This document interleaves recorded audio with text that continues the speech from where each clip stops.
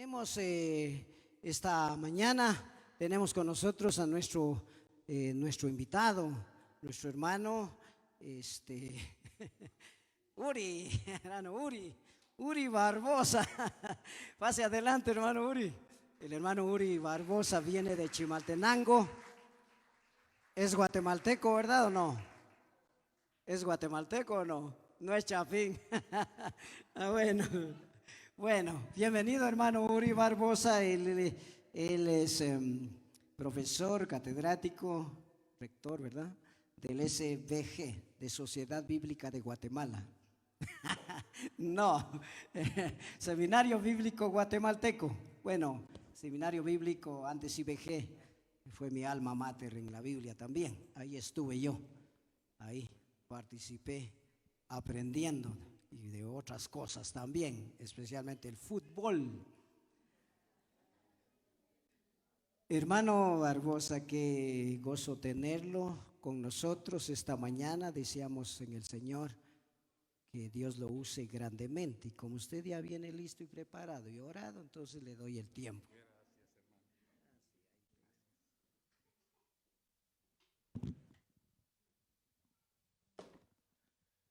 Saludos, muy buenos días, hermanos, hermanas. Bueno, y pues las celebradas esta mañana, las homenajeadas, qué privilegio el que ustedes tienen. No solamente el que tenemos los hijos, sino también el que tienen ustedes. Bueno, pues antes de comenzar me gustaría presentarme. Mi nombre es Uri Rafael. Ese segundo nombre está perdido, nadie lo usa. Si alguien quiere estrenarlo conmigo, por favor, Uri Rafael Barbosa Ascanio. Aquí vengo esta mañana con mi esposa, Natalie Jiménez Silva.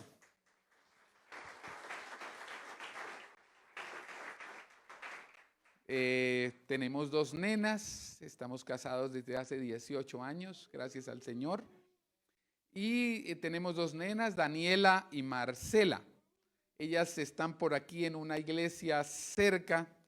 Hasta el año pasado, después de haber estado en el seminario, estuvimos sirviendo como familia pastoral en la iglesia evangélica Jeriel de la zona 15, por aquí cerca, a la par de Radio Sonora. Ahí estuvimos sirviendo como familia pastoral durante 15 años. Y pues hasta el 31 de diciembre pasado, fecha en la cual el Señor decidió en su gracia y propósito llevarnos otra vez a Chimaltenango. Y ahí estamos desde enero sirviendo al Señor de manera diferente, de manera distinta. Y pues damos gracias al Señor por la bendición de estar aquí en un día tan especial como este, en donde celebramos a las madres. Y como dije, hermanos, no solamente para nosotros como hijos es un privilegio tenerlas a ellas, sino para ellas es un privilegio esta mañana estar celebrando. No todas esta mañana celebran. No para todas un 10 de mayo es grato. Hay mujeres que han querido ser madres muchos años, que han intentado, han orado, han llorado y no han podido.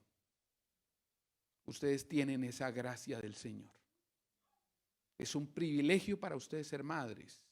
Y a la luz de eso, sería bueno que pensaran hoy en lo que tienen y en lo que disfrutan.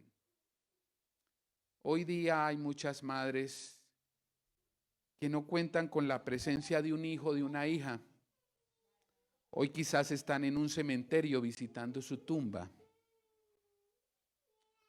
De hecho, tal vez para ustedes ya es conocida la historia de Sebastián y Basti,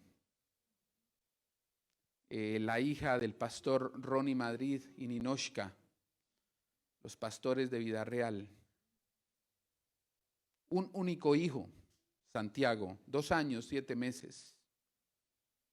Y de repente le da un pequeño dolor, se acuesta a dormir y no despierta.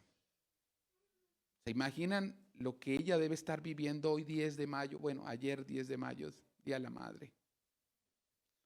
Un Día de la Madre para ella nunca volverá a ser el mismo. Hermanas, a la luz de muchas realidades que se viven a diario aquí en Guatemala, yo creo que habría suficientes razones para que hoy alaben al Señor, le den gracias al Señor por la bendición de los hijos, la bendición de los que tienen todavía junto a ustedes como mamás. Y a la luz de eso vamos a encomendarnos al Señor esta mañana. Querido Padre, gracias por las madres. Tan importante es este rol y esta posición que tú tuviste una, Señor, y la honraste hasta el final. Gracias, Señor, por ellas. Pero oro en nombre de ellas, alabando tu nombre, por el privilegio que les has dado, no solo de concebir y dar a luz, sino de tener hoy día a su lado a un hijo, a una hija. Gracias, Señor. Señor, a veces somos desagradecidos y pasamos por alto las grandezas tuyas para nosotros. Y a veces somos quejumbrosos, Señor, pasando por alto las muchas tragedias y tristes realidades que viven muchas mujeres, Señor, que anhelan con todo su corazón, pero no han podido. Pedimos gracia para ellas, Señor, esta mañana. O por aquellas, Señor, que hoy no visitan a un hijo, a una hija, a su casa, sino a un cementerio. Querido Padre, que tu Espíritu Santo consuele esos corazones, llene los vacíos y cicatrice las heridas que solo tú puedes esta mañana. En tus manos oramos, Señor, encomendando a cada una de las presentes y las ausentes en Cristo Jesús. Amén. Bueno, mis queridos hermanos, hoy quiero hablar de una mamá, pero antes me gustaría contarles una historia de una mamá. Una mamá que tuvo 3 hijos. Pero fue una mamá muy privilegiada, una mamá muy honrada por sus hijos. Tuvo el placer, el privilegio de tener hijos agradecidos, hijos que crecieron profesionalmente, que financieramente tuvieron una vida holgada. Y esos 3 hijos se reunieron para darle a la mamá en su día un regalo súper especial. El primero de ellos, Mario, estoy usando nombres ficticios. Mario dijo: mi mamá siempre ha vivido en la misma casa, una casa pequeña, allí donde nos crió ella sola. No es justo. Y le compró una casa, una mansión hermosa, grande, como ella siempre la soñó, en un lugar privilegiado de la ciudad. El segundo hijo, Mariano, él dijo: mi mamá nunca tuvo un vehículo decente, voy a comprarle un vehículo costoso. Y le compró una camioneta Lexus grande, hermosa, preciosa, del año. Solo imaginó el rostro que pondría su mamá cuando viera ese vehículo. El tercero, el menor, Gustavo,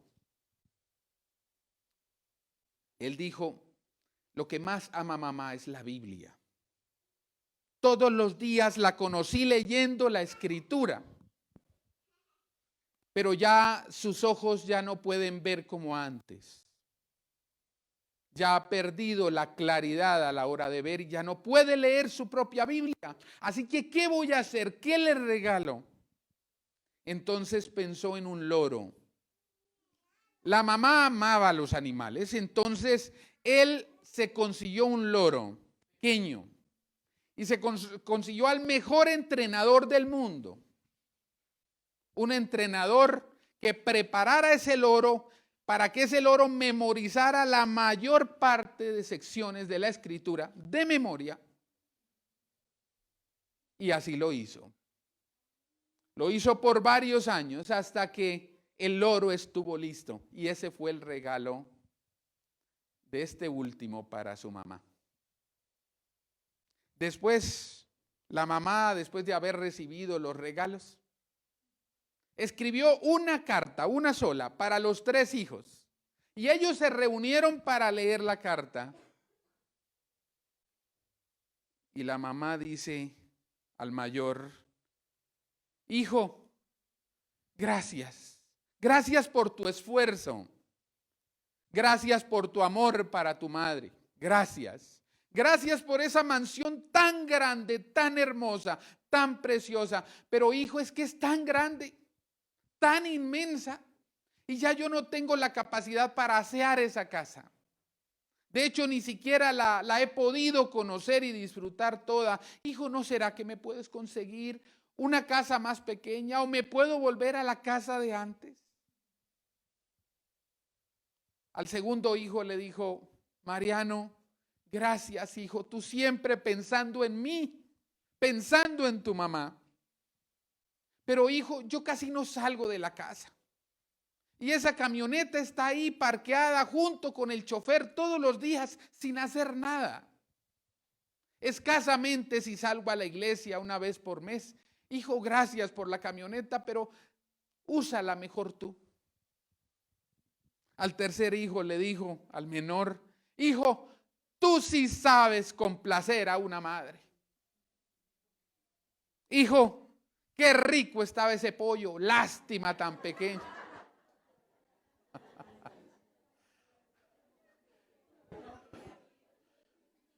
Hermanos queridos, hay todo tipo de madres, en todos los estilos, colores y sabores, dirían por ahí.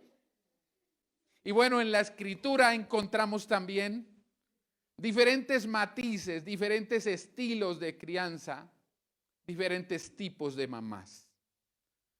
Y seguramente aquí el pastor, como conocedor de la escritura, y los líderes de esta iglesia, en las celebraciones del Día de la Madre les habrán hablado de muchos estilos de crianza, de educación, de muchas formas y modelos de cómo ser mamá. Hoy quisiera hablarles de una más en la escritura, otro más de estos estilos, de otras formas. Y lo que recordemos de esta mamá, de la que vamos a estudiar esta mañana, lo que aprendamos de ella nos va a servir para ser mejores mamás, para ser mejores hijos, para tener mejores estilos de familia, familia bíblicos. Abre por favor tu Biblia en Evangelio de Mateo capítulo 20. Evangelio de Mateo capítulo 20. Mateo capítulo 20. Y ahí vamos a aprender acerca de una mamá muy especial. Pocas veces en mi vida he escuchado la descripción, el estilo de maternidad de esta mujer. Vamos a estudiarlo esta mañana en el tiempo que me han asignado. Mateo capítulo 20, vamos a leer versículo 20 en adelante. Entonces se le acercó la madre de los hijos de Zebedeo con sus hijos, postrándose ante él, pidiéndole algo. Él le dijo: ¿qué quieres? Ella le dijo: ordena que en tu reino se sienten estos 2 hijos míos, el uno a tu derecha y el otro a tu izquierda. Entonces Jesús respondiendo dijo: no sabéis lo que pedís. Porque podéis beber del vaso que yo he de beber y ser bautizados con el bautismo con que yo soy bautizado. Y ellos le dijeron: podemos. Él les dijo: a la verdad de mi vaso beberéis y con el bautismo con que yo soy bautizado seréis bautizados. Pero el sentaros a mi derecha y a mi izquierda no es mío darlo, sino a aquellos para quienes está preparado por mi Padre. Cuando los 10 oyeron esto, se enojaron contra los 2 hermanos. Entonces Jesús llamándolos dijo: sabéis que los gobernantes de las naciones se enseñorean de ellas y los que son grandes ejercen sobre ellas potestad. Mas entre vosotros no será así, sino el que quiera hacerse grande entre vosotros será vuestro servidor, y el que quiera ser el primero entre vosotros será vuestro siervo. Como el Hijo del Hombre no vino para ser servido, sino para servir y para dar su vida en rescate por muchos. Y hoy vamos a estudiar la vida de Salomé. ¿Cuántos de ustedes conocen a Salomé? Salomé.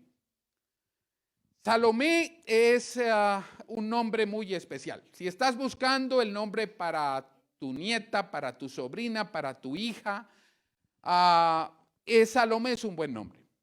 Salomé es, por decir, como el femenino de Salomón. Shlomo en hebreo significa pacífico. Así que Salomé significa pacífica, ¿ya? Y bueno, hay Salomés que yo conozco que no honran su nombre, ¿no? Pero más allá de eso, es un nombre con un buen significado. Salomé aparece en la Biblia en 3 ocasiones. Aparece en 3 ocasiones. Y de ella aprendemos el rol de mamá, aprendemos muchas cosas. Lecciones bonitas, preciosas, maravillosas para ustedes como madres, las reales y las potenciales que están presentes o que están viendo a través de esta pantalla. Hay 3 lecciones y quiero compartir con ustedes estas 3 lecciones y principalmente pensando en aquellos a quienes les gusta tomar nota, me gustaría compartir estas 3 lecciones. Antes, siempre es bueno hablar del contexto. Hablar del contexto. Salomé tiene un esposo que se llama Zebedeo. Zebedeo con Z. Ambos viven en una pequeña aldea, un pequeño pueblo, un pequeño caserío que hoy día existe, sigue siendo pequeño, a la ribera del mar de Galilea. Era la casa de Pedro. Algunos dicen que, bueno, ellos fueron de Betsaida, pero al ser pescadores, Betsaida queda en la loma, en la montaña, así como a la izquierda de Capernaum. Pero Capernaum es un pequeño caserío que está a la ribera del mar de Galilea. Desde la llamada casa de Pedro, hoy día tú puedes llegar y acercarte a las orillas debajo de un sicómoro que hay y apreciar las serenas aguas del mar de Galilea. Zebedeo era un pescador, era un comerciante, como seguramente algunos de los que están presentes o que me están escuchando lo son. Era un comerciante de la pesca y había enseñado a sus hijos el oficio, porque Salomé y Zebedeo tuvieron 2 hijos, por lo menos 2 se mencionan en la escritura. Uno se llamaba Jacobo, el mayor, y el otro se llamaba Juan, el que escribe el Evangelio, el que escribe el libro del Apocalipsis y el que escribe las 3 cartas que encontramos en el Nuevo Testamento. Un gran discípulo, un extraordinario apóstol y quizá el último en morir de los discípulos. La mamá de Juan, el evangelista y posterior apóstol, se llamaba Salomé. Ellos comenzaron, se formaron, se educaron desde la infancia, acostumbrados a las redes y a la pesca en el mar de Galilea. Pero resulta que de repente aparece un personaje que ellos conocían bien, Jesús de Nazaret. Nazaret queda en las cercanías de Capernaum. También casi en las riberas del mar de Galilea. Así que eran relativamente vecinos, por decirlo así. Ahora, lo interesante es que Salomé, muy probablemente por tradición, se ha conocido a Salomé como la hermana de María, la mamá del Señor. María, por lo menos, aparece en los evangelios con 2 hermanas. Con una hermana, y con una cuñada que ahí se menciona como hermana. María, otra María, que era esposa de Cleofas. Cleofas muy probablemente era el hermano de José, el papá adoptivo del Señor Jesús. Así que María, la esposa de Cleofas, es cuñada de María, la mamá del Señor. Pero María, la mamá del Señor, siempre o generalmente en momentos claves se hace acompañar de su hermana, como dice Clemente de Alejandría, Salomé. Así que Jacobo y Juan vendrían siendo, ¿qué del Señor Jesús? ¿Vendrían siendo qué? Primos, exactamente, primos del Señor Jesús. Ese es el contexto de la mamá de la mamá que vamos a estudiar esta mañana. Y ella nos enseña tres cosas valiosas a la luz del pasaje que estamos estudiando. El primero, para los que les gusta tomar apuntes, ella modeló el evangelio frente a sus hijos. Ella modeló el evangelio frente a sus hijos. En 3 ocasiones se menciona el nombre de Salomé. 3 ocasiones. El primero de ellos aquí. Cuando ella se convierte en la portavoz de sus hijos frente al Señor Jesús. La otra mención se encuentra en Mateo capítulo 27, versículo 56, en donde al pie de la cruz hay unas mujeres. Está María, la mamá del Señor, Salomé, muy probablemente su hermana, María, la cuñada, esposa de Cleofas, y María Magdalena. Las 4 están al pie de la cruz, llorando con su corazón rasgado por el hombre que está ahí con sus manos extendidas, el Hijo de Dios muriendo por la humanidad. Esa es la segunda mención de Salomé. Y la tercera es Marcos 16:1, cuando después de que el Señor ha muerto y ha sido sepultado, Salomé es una de las mujeres que va presurosa a la tumba y es una de los primeros testigos de la resurrección de nuestro Señor.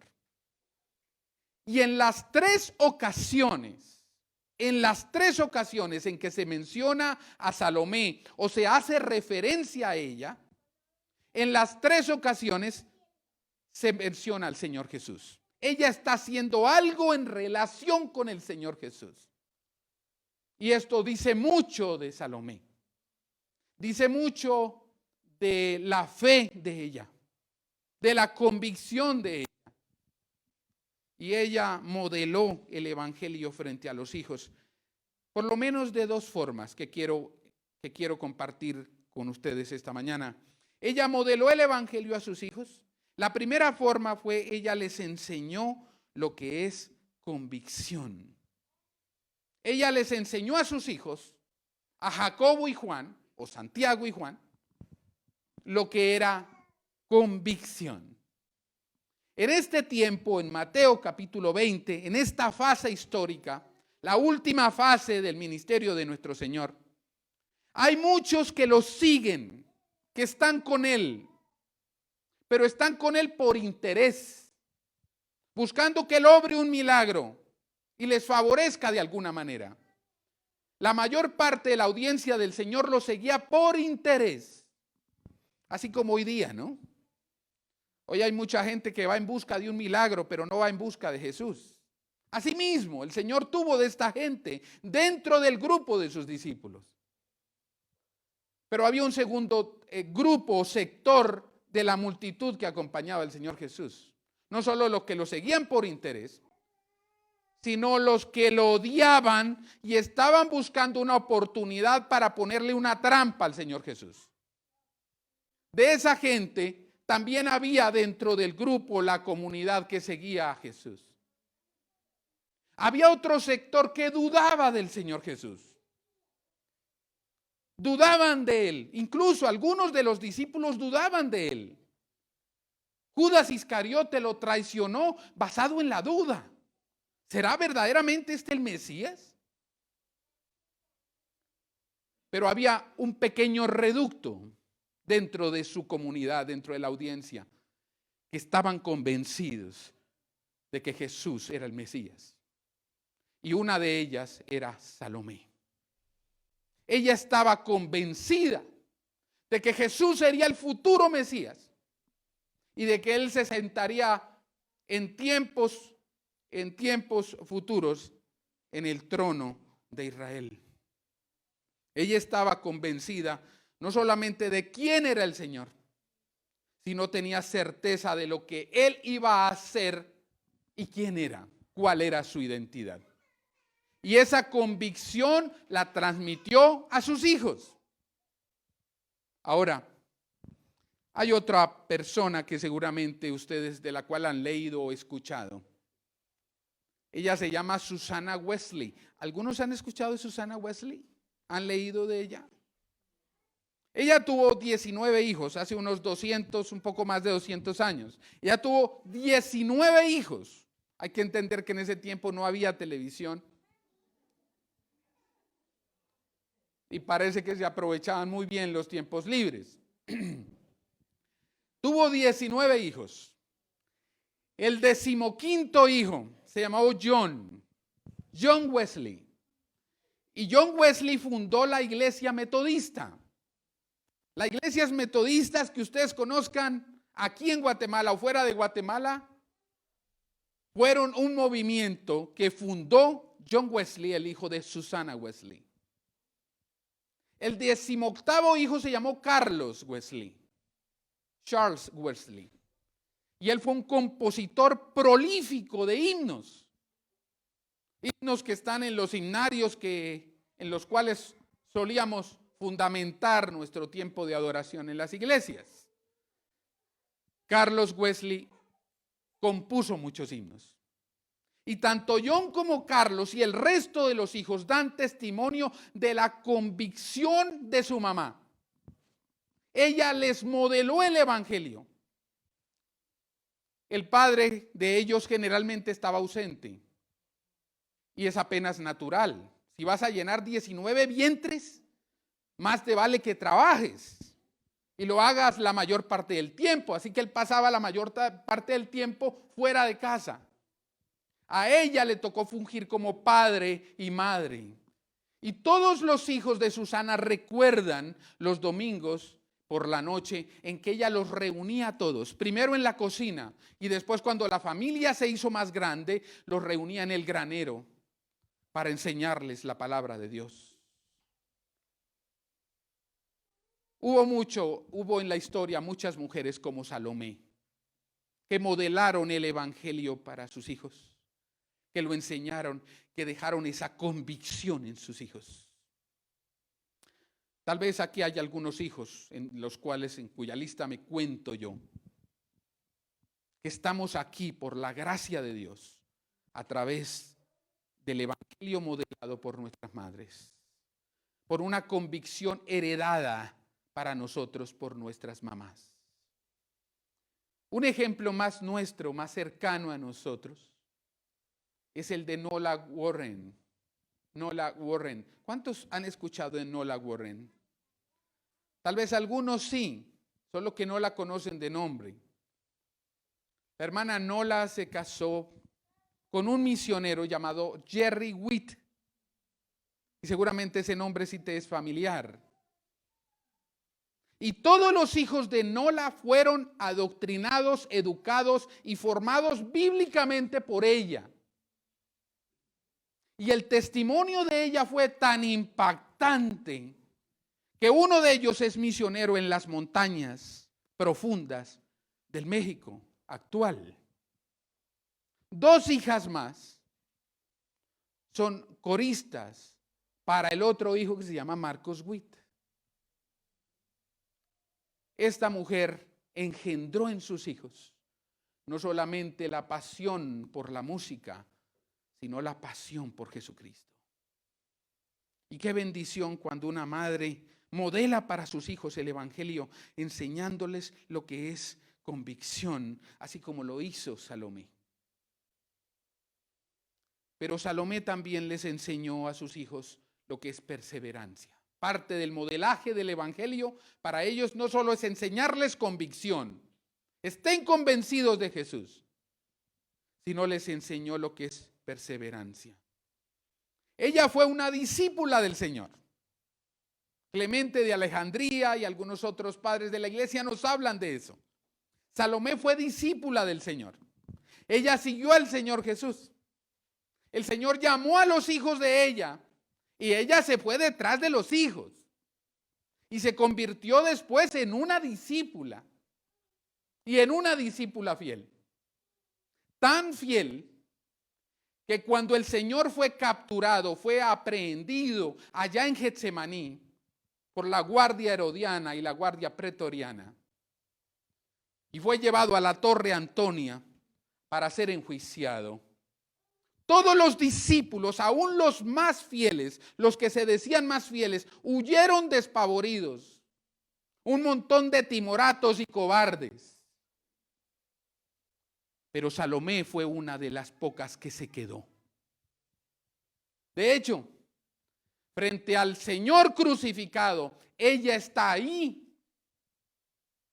Y a Juan lo vemos aparecer al pie de la cruz. He aquí tu madre, he aquí tu hijo. ¿Recuerdan ustedes? Juan está ahí porque él se siente acompañado por su mamá. Hijo, cuando llegan los problemas, a Jesús no se le abandona. A Jesús no se le deja atrás. Tú no puedes abandonar a Jesús y tienes que servirle. Tienes que seguir ahí frente a Él y con Él, sin importar las consecuencias. Y ella modeló para sus hijos lo que es quedarse, lo que es perseverancia, aún a pesar de la persecución. Sería grandioso que las mamás aquí presentes modelaran el evangelio para sus hijos, enseñándoles lo que es perseverancia, a pesar de los problemas, a pesar de las luchas y las pruebas. Yo me mantengo aferrada a Jesús. Yo sigo confiando en Él. Yo sigo apoyada en Él. Ella modeló el evangelio para sus hijos. Pero aquí es cuando llega el pelo en la sopa, la mosca en el café, la cucaracha en el tamal. Hay algo mal aquí en la historia de Salomé. Hay una segunda cosa, un segundo elemento que es necesario que aprendamos, que recordemos, si ya lo hemos aprendido. Es imperativo que lo aprendamos y que lo recordemos. Como hijos, como mamás. Porque pudiéramos decir que esta mujer es perfecta, de no ser por esta situación que les voy a describir. Y es que a la hora de describir a las mamás, como dijo una hermana aquí que hizo una lectura muy bonita acerca de las madres, a la hora de describirlas parece que no tuvieran errores, no tuvieran defectos. Pero a la hora, si describimos honestamente a nuestra mamá, honestamente vamos a descubrir algún pecado, alguna falla. Vamos a descubrir que también tienen pies de barro. Porque de no ser por ese defecto, pensaríamos que somos ángeles, que son ángeles. Pero debe haber algo que las hace humanas y a veces tan humanas. Para Salomé fue este el caso. Y aquí es donde voy a describir la segunda característica. Ella intervino demasiado en la vida de sus hijos. Ella intervino demasiado en la vida de sus hijos. Aquí en este pasaje, los hijos de ella, ya adultos, ya creciditos, ya lograditos, como decimos en buen chapín, ellos son discípulos del Señor. Y ellos se enteran que el momento culmen del mesiasgo de Jesús se aproxima. Así que ellos comienzan por el camino a pelearse unos con otros, los discípulos, acerca de quién va a ser el más grande en el futuro reino del Mesías. Y Jacobo y Juan, también dentro de la gresca, de la riña, de la disputa que había entre los discípulos, ellos se acercan, ellos quieren hacer la petición al Señor. Y ellos se acercan a su mamá. Mamá, mira, lo que pasa es que nosotros queremos, ¿tú estás segura que Él es el Mesías? Sí, claro, hijos, Él es el Mesías, Jesús es el Mesías. Y Él se va a sentar en el trono de Israel. Sí, hijos, Él se va a sentar en el trono de Israel. Él gobernará el mundo desde Jerusalén. Él destruirá todos sus enemigos y los pondrá por estrado de sus pies. Con su espada desenvainada, chorreando sangre, y sus faldones salpicados con la sangre de los enemigos, Él gobernará justamente al planeta. Mamá, si tú estás convencida de eso, ¿por qué no nos haces un favor? ¿Por qué no le dices a Él que nos dé 2 puestecitos allá en la gobernanza que Él va a establecer? Que Él nos dé 2 puestecitos, que Él nos dé el uno a la derecha y el otro a la izquierda. Y ustedes saben muy bien que en una típica cena judía o en un sitial de privilegio judío, el anfitrión estaba en el centro y a la derecha estaba el lugar más importante de la mesa y a la izquierda el segundo más importante en la mesa. Los lugares de privilegio eran derecha e izquierda. A la derecha ellos esperaban que estuviera Jacobo, el mayor, y a la izquierda estuviera Juan. Mamá, ¿será que nos puedes hacer el favor de decirle al Señor si nos da esos 2 puestecitos políticos de vicepresidente y de primer ministro, nada más, y con eso nos contentamos? Bueno, está bien, hijos. Y se fue ella delante del Señor. Señor, ¿será que cuando tú establezcas tu reino como Mesías, le puedes dar a mis hijos 2 sitiales? El uno a tu derecha y el otro a tu izquierda. Y ahí es cuando el Señor los regaña. ¿Por qué digo los regaña? Porque no solo fue a ella. Si ustedes ven la narrativa, los verbos están en plural. El Señor los regaña a ellos. Ellos fueron los gestores. La mamá fue la titiritera. Ellos usaron a su mamá como vocera, como mensajera. Si Salomé hubiera sido una madre sabia, una madre sensata, seguramente les hubiera dicho: hijos, siempre los he apoyado, pero ustedes son dueños de sus propias decisiones. ¿Por qué tengo que ir yo ante Jesús? ¿Por qué no van ustedes mismos? Hermanos queridos, hay madres. Aquí está el primer error de ella. Ella asumió la responsabilidad que ellos debían tomar. Ella asumió la responsabilidad que ellos debían tomar. Segundo error, ella no supo distinguir la edad de sus hijos y la responsabilidad correspondiente a esa edad. Y qué difícil cuando esto pasa con una mamá. Hay mamás, mis queridos hermanos, que siguen tratando a sus hijos adultos como si fueran bebés. Hace unos meses atrás llegué a visitar a un hermano muy querido. Yo lo conocía a él, pero no a su esposa. De hecho, no conocía a la familia. El hermano me invitó, pero cuando yo llegué un poco más temprano, él no estaba. Y me recibió muy amablemente, muy hospitalariamente su esposa. Entonces yo le pregunté: hermana, ¿dónde puedo dejar el carro? ¿Será que lo puedo dejar aquí enfrente? Y me dijo: no, hermanos, porque es que no ha venido el nene.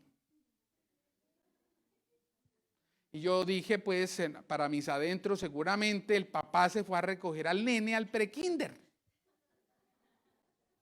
al jardín de infantes. Y me tomé el café y disfruté de la conversación mientras el papá llegaba con el nene. Oh, sorpresa para mí, llegó el nene manejando el vehículo y lo ubicó allí donde la mamá había señalado que iba a estar. El nene tenía como unos 36 años. ¿Sabían ustedes que hay mamás que no disciernen, hermanos? Que ya las edades han transcurrido para sus hijos y los siguen tratando como si fueran bebés. Siguen asumiendo las responsabilidades que a ellos les toca, siguen poniendo la cara. El problema de Salomé es que ella va a poner la cara por sus dos hijos y los dos hijos allá detrás de las faldas de la mamá. No tienen la virilidad, no tienen la masculinidad, no tienen la suficiente columna vertebral para enfrentarse a Jesús y hacerle la petición ellos mismos, sino que instrumentalizan a su mamá para que ella vaya a dar la cara. Hermanos queridos, hay etapas en la vida de los hijos. Y hermanas queridas, hay etapas que ustedes tienen que distinguir si quieren ser madres sabias, madres bíblicas. A veces en nombre de un falso amor, hay madres pagándole la deuda a sus hijos adultos, asumiendo las responsabilidades de sus hijos adultos. Conocí a una mamá que se fue a hablar con el jefe de su hijo en la empresa, porque su hijo estaba llegando tarde a la casa. Y como si el hijo grande, que tenía casi 40, fuera un crío, para ir al director del colegio a hablar por él, ella fue a hablar con el jefe de la empresa en nombre de su hijo. Para mí lo más difícil fue que el hijo lo permitiera. Qué ridículo. Perdonen la expresión y la dureza de ella. Hermanas, cuando un hijo se va del nido, se casa. Se puede seguir manteniendo el vínculo afectivo, el vínculo de amor, pero ya debe haber una conexión de respeto para ese nuevo hogar. Tú sigues siendo la mamá de ese hijo, de esa hija, pero tu intervención ya tiene que ser diferente. Hay un conocedor de los círculos de familia, el doctor Pittman, y él describe 3 crisis que ocurren en la etapa de emancipación. La etapa de emancipación es cuando un hijo o una hija tienen que salir del nido. Ya por edad, por madurez, por desarrollo profesional, salarial o biológico, ya tienen que estar fuera del nido. Ya deberían salir del hogar. Y él usa la metáfora del nido para hablar de esos hijos que no han salido de casa. El primero es el nido acogedor. El nido acogedor. Aquí fungen los dos padres, papá y mamá, que no quieren que ese hijo, que esa hija se vaya. Y procuran hacerle el nido, el hogar, lo suficientemente acogedor para que ese hijo se sienta tan tranquilo, siente el ambiente tan disfrutable, que no encuentre otro sitio fuera mejor que su propia casa. Y todo con el ánimo de no dejarlo ir del hogar. Y hay hijos de más de 30 años, de más de 40 años, a veces viviendo dentro del seno parental. Hay papás jubilados, hay papás que ya dejaron de trabajar y sigue ese hijo ahí viviendo de la jubilación de sus papás, viviendo como un parásito ahí. Y los demás hijos que ya están emancipados odian a ese que no quiere salir de casa. Pero es que mamá y papá lo aprecian por alguna razón tanto que no lo dejan salir de casa. Y le hacen el nido acogedor. Pero hay un segundo tipo de nido. Es el nido atestado. El nido atestado. Cuando menciono la palabra o el adjetivo atestado, hace referencia a algo lleno, repleto, rebosante, desbordante, ya no cabe más. El nido atestado es cuando un hijo sigue en la casa, ya no por voluntad de los papás. Los papás ya quieren que él se vaya, que él levante vuelo. Pero es que este personaje, sea hijo o hija, no quiere irse. Ya está ganando un salario, ya tiene trabajo o ya tiene la edad para valerse por sí solo en la vida. Y sigue ahí. El nido atestado tiene generalmente a dos papás molestos, incómodos con ese hijo. Pero en ocasiones, la mayor parte del modelo de un nido atestado es una mamá que quiere que ese hijo siga ahí, pero el papá no. Uno de los padres está inquieto con que ese hijo siga presente en casa. Y generalmente la mamá es crítica y hostil con su pareja, con su cónyuge, con su esposo. El esposo quiere que ese hijo se vaya, pero ella no. Pero es que todavía no tiene edad. Hay tanto peligro en las calles de Guatemala. No. ¿Cómo se va a ir de la casa? Y a veces ese hijo que se queda, esa hija que se queda ahí, se convierte en el motivo para que los dos padres pugnen y para que la conyugalidad en ese hogar sufra. Ese es el nido atestado. Y por último, es el vuelo fatal. El vuelo fatal es la tercera crisis de la etapa de la emancipación. Porque es cuando los hijos salen y se van de vuelo. El muchachito se casó, la muchachita se casó, pero resulta que el matrimonio no funcionó. Por eso se llama el vuelo fatal. Y después de 3 meses, 6 meses, 1 año, 2 años, se divorció del muchacho con quien se casó. Y adivinen a dónde se regresó. A la casa de los papás. Y a veces no llega sola, sino que trae a los críos con ella. Trae a los nietos. Y calculen a quién le toca terminar criando esos nietos. ¿Cómo les parece? ¿Cómo les parece? Y termina esa abuela asumiendo una responsabilidad que no le corresponde. Asumiendo una responsabilidad que es de la hija, que es del hijo, en nombre de un falso amor, porque eso no es amor. Aún los seres inferiores, aún los animales saben esto. Cuando el águila está en lo alto, porque ella construye su nido en las alturas. Cuando el águila está en lo alto y ve que ese polluelo al cual alimenta todos los días ya tiene suficiente plumaje y sus alas ya despliegan a la suficiente envergadura, entonces la propia águila lanza a ese aguilucho del nido.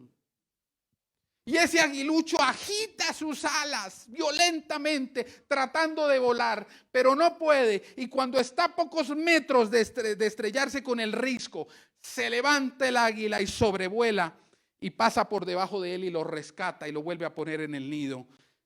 Pero a las pocas horas lo vuelve a lanzar. Porque el águila madre entiende que ese aguilucho tiene que volar, tiene que despegar del nido, tiene que salir de ahí. Y tiene que aprender a volar por sí mismo. Pero hay muchas mamás que en nombre de un falso amor no han entendido esto. Y empiezan a dar la cara por los hijos. Y vuelvo y digo, triste cuando comienzan a pagar sus deudas. Comienzan a mantener a esos hijos.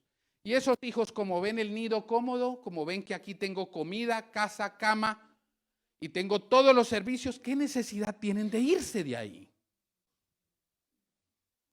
El error más grande que puedes cometer frente a un hijo es no enseñarle que ya está listo para salir, ya está listo para irse. No los saques de problemas. No les pagues sus deudas. No medies por otros. No des la cara. Y yo le hablo ahorita a los hijos.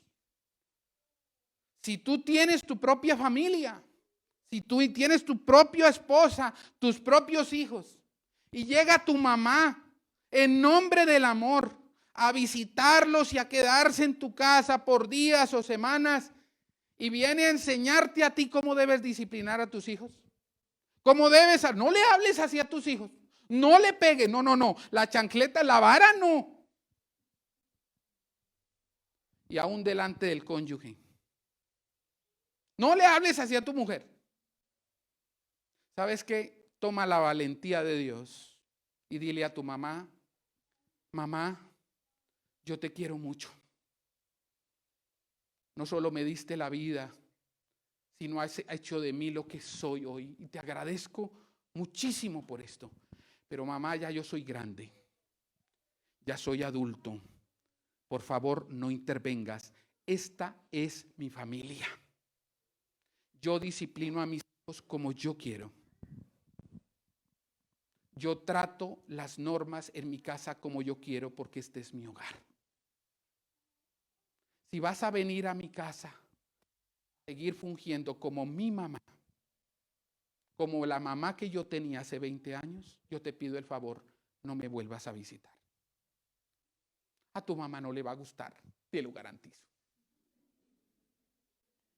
Va a refunfuñar, va a patalear, incluso va a hacer berrinche.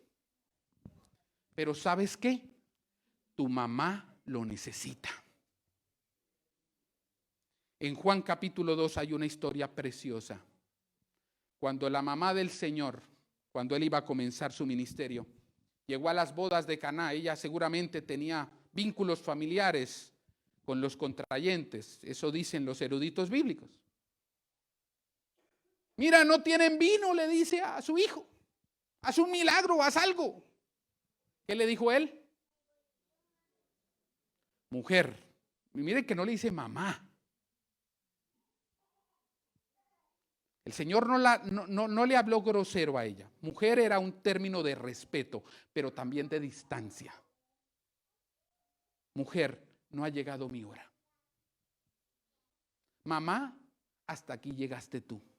Gracias por lo que me has dado. Gracias por lo que me has ofrecido. Gracias por ser mi mamá, pero hasta aquí llegaste tú. Ya yo soy grande, ya yo soy adulto. Hermanos queridos, hijos que están aquí, hijas, si estás todavía siendo adulto dentro o debajo del techo de tu mamá, más vale que te ajustes a las normas de la casa, porque hay un precio que pagar. Pero si estás fuera de la casa de tus papás, en tu propio hogar, entonces establece límites respetuosos y límites saludables con esas Salomés que siempre quieren dar la cara por sus hijos. Este fue el error de esta mujer. Y bueno, yo no quiero terminar esta mañana con un mal sabor de boca. Porque me van a decir, para eso me lo invitaron. ¿Qué no es esto el Día de la Madre? Y salgo yo más regañada que bendecida. A ese señor no lo vuelvan a invitar, por favor. Aquí termino y aterrizo con la tercera característica de Salomé. Ella intercedió ante Jesús por sus hijos. Ella intercedió ante Jesús por sus hijos. Ella hizo la petición ante el Señor Jesús por sus hijos. Y ahí estuvo su virtud. Lo que pidió no fue correcto. No fue correcto. Pero ella intercedió por sus hijos. ¿Saben una cosa? Salomé es algo particular. Porque cuando el Señor llamó a Jacobo y a Juan, los llamó a ellos, no a ella. Pero ella, como mamá gallina, vio que sus hijos se iban y ¿qué hizo? Se fue detrás de ellos. Tal vez al comienzo del ministerio ella no estaba tan convencida de que era Jesús, pero pues ella sabía que era hijo de María, era quizás su sobrino. Pero yo no me fío de Jesús. Al fin y al cabo todo el mundo en Nazaret lo odia y le dice loco y lo expulsaron. ¿Cómo voy a dejar ir a mis hijos solos? Y se fue con ellos. En el proceso, ella quedó convencida de quién era el Señor Jesús y se convirtió en su discípula. Pero aquí lo maravilloso es que ella intercede ante Jesús por sus hijos. Como digo, hermanos queridos, tal vez la petición fue equivocada. Y aquí, mi querida hermana, yo quiero ponerme en sintonía con Salomé. Va a llegar un momento de la vida en donde tú como mamá debes aprender con sabiduría a cerrar tu boca, a dejar de ser una gotera constante para tus hijos, regañándolos, aconsejándoles cuando ellos no están pidiendo un consejo, diciéndoles cómo se han de vestir, qué han de hacer. Tal vez llega un momento en que tú tienes que cerrar la boca y doblar más las rodillas y orar al Señor. Llega un momento en que la boca no debe ponerse en acción, sino únicamente para hablar con el Padre Celestial y para interceder ante Él por mis hijos. Ahora ten cuidado con lo que oras. No vaya a ser que te pase como Salomé. La petición fue equivocada. Ella intercedió ante Jesús por sus hijos y eso fue correcto, pero la petición fue equivocada. Hay muchas mamás pidiéndole al Señor: Señor, te ruego que mi hijo se divorcie de esa bruja, Señor.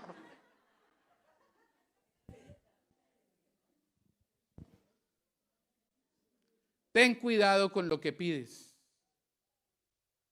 Señor, por favor, encárgate de esa mujer. No la soporto, no soporto a mi yerno, por favor, Señor. Ilumínalo o elimínalo. Te lo llevas o te lo mando, ¿no? Cuidado con esas oraciones. O cuidado con interceder ante el Señor por tus hijos, orando por un trabajo que tú sabes que es turbio. Tú sabes que tus hijos están pecando, están sobornando, están ganándose el dinero ilegítimamente. Están haciendo trampas al gobierno. Y tú lo sabes. ¿Y tú pides bendición? ¿Tú estás orando para que el trabajo siga produciendo? Tal vez estás intercediendo, pero la petición, al igual que la de Salomé, es equivocada. Si vas a interceder ante Jesús por tus hijos, más vale que sea por los motivos correctos.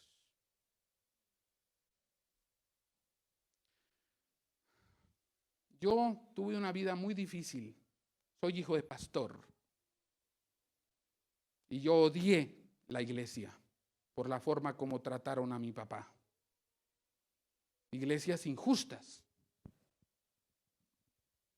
Y yo no quería saber más de iglesia. Papá murió viéndome estudiar otra cosa diferente en Colombia. Cuando él siempre me insistía: hijo, yo creo que el Señor te está llamando al púlpito. Yo no te imagino detrás de un estrado judicial, yo te imagino detrás de un púlpito. Yo decía: no, papá, yo con la iglesia no quiero nada. Y yo me fui de la casa, a la casa de mi abuela, a otra ciudad, donde no tenía que ver con la iglesia que pastoreaba papá, ni con el ministerio de papá. No cometí estos pecados escandalosos que todos piensan, no, pero me aparté del Señor. Y ahí es cuando entra mi mamá.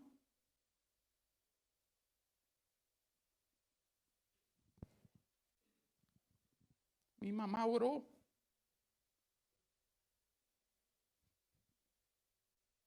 Yo sé lo que mi mamá está haciendo todos los días a las 5 de la mañana. Ella está de rodillas orando por sus 3 hijos, orando por mí, por mi esposa, por mis hijas. Ella es una mujer de oración. En los 20 años que llevo viviendo aquí en Guatemala, pocos consejos he recibido de ella. Pero hay algo que no dudo que ella no ha cesado de hacer: orar por mí. Y si algo de bueno tuviera yo, algo de bueno por ahí, se lo debo a la gracia del Señor, debido a las oraciones y a las rodillas de mi mamá. Somos 3 hermanos. Mi hermano es pastor en Colombia, frontera con Venezuela. Mi hermana y su esposo están estudiando en los Estados Unidos en un seminario. Y dentro de 2 años, Dios mediante, vendrán a Ceteca a enseñar. El Señor ahora me ha permitido ser pastor, lo que yo no quería hacer. El humor de Dios, ¿no? No escupas para arriba, ¿no? Nunca voy a ser pastor, dije yo. Y ahora el Señor me tiene sirviendo al Señor, sirviéndole a Él y a su iglesia. Ustedes no alcanzan a dimensionar el poder de una mujer que intercede al Señor día y noche por sus hijos. Y yo quiero terminar esta mañana diciéndote: Dios ama más a tus hijos que tú. Dios los ama más. ¿Tú crees que tú eres la única que ama poderosa y enteramente a tus hijos? Equivocada, error. Dios los ama más que tú. Dios los ama más perfectamente que tú. Tú estás tratando de cambiar a tu hija, cambiar a tu hijo con consejos, con amonestaciones, con reprensiones. Una reprensión sabia, ocasional, vale la pena. Pero cuando te conviertes en algo repetitivo y cansado, lo que generas es todo lo contrario. Tú no puedes cambiar el carácter de un hijo, de una hija, pero hay alguien que sí puede. ¿Quién es, hermanas? Dios. Tú no puedes cambiar la situación crítica de una hija, de un hijo, pero hay alguien que sí puede. Tú no puedes arreglar las torpes decisiones de un hijo, de una hija, pero hay alguien que sí puede. Confía en Él. Modela el evangelio para tus hijos. Enséñales convicción. Enséñales perseverancia. Intercede ante Dios por tus hijos. No ceses de doblar rodilla. El mejor regalo que puedes dar a tus hijos es el regalo de tus rodillas. Y si hubiera aquí un hijo, una hija rebelde, que hace llorar a su mamá, que hace sufrir a su mamá o a su papá, yo te ruego en el nombre del Señor que recapacites a tiempo. Porque el primer mandamiento con promesa es: honra a tu padre y a tu madre. Y tendrás larga vida. Y tendrás calidad de vida. Pero si tú estás deshonrando a tu mamá, a tu papá, Dios no te va a bendecir, porque Dios no bendice lo que prohíbe. Si tú estás deshonrando a tu mamá, a tu papá, hoy es tiempo para que le digas: Señor, perdóname. Y recapacites, cambies de opinión, te arrepientas y le pidas perdón a ellos. Y decidas a partir de hoy de ser el hijo o la hija que tus papás necesitan tener.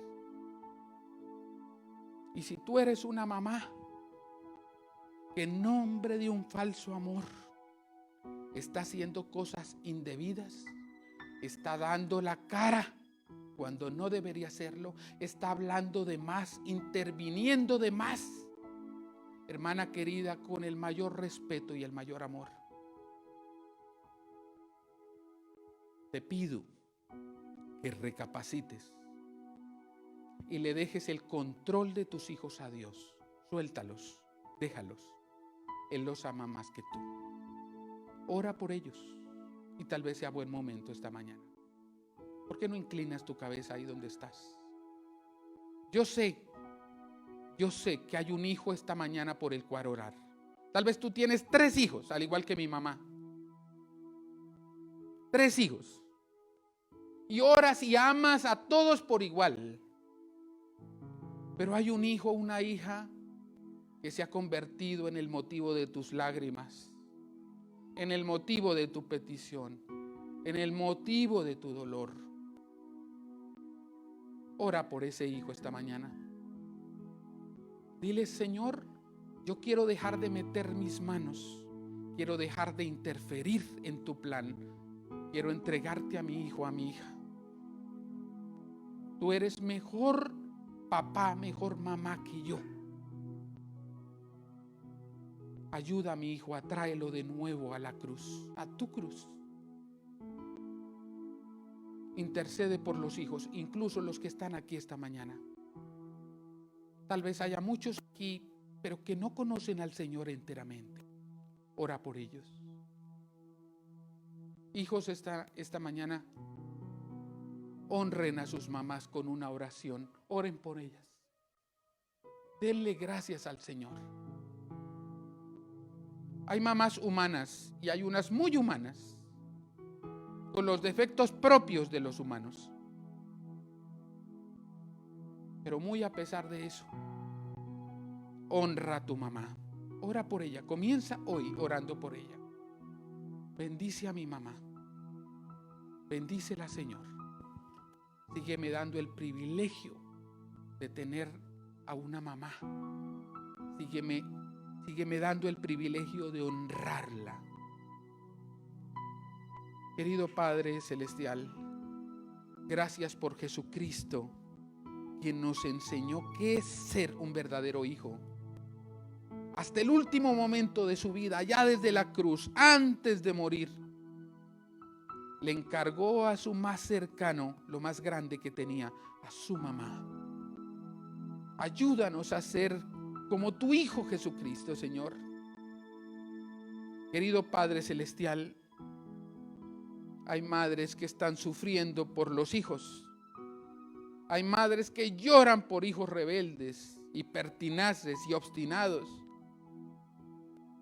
Pero tú, Padre Celestial, entiendes a estas madres porque tú lidias todos los días con hijos rebeldes, con hijos obstinados, con hijos e hijas que no quieren hacer tu voluntad, que entristecen tu corazón. Y tú, Padre Celestial, que comprendes a esta mamá, dale a esta mamá la fuerza y la entereza para seguir confiando en un Padre Celestial que ama a sus hijos más que ella. En tus manos nos encomendamos todos, porque todos nos declaramos necesitados de ti. En tus manos oramos, encomendando nuestras vidas, y te damos gracias. En el nombre del Señor Jesucristo, el mejor hijo que ha existido, te damos gracias y te alabamos. Amén y amén. El Señor les bendiga, hermanos. Muchas gracias por la paciencia y el tiempo, y hasta una próxima oportunidad.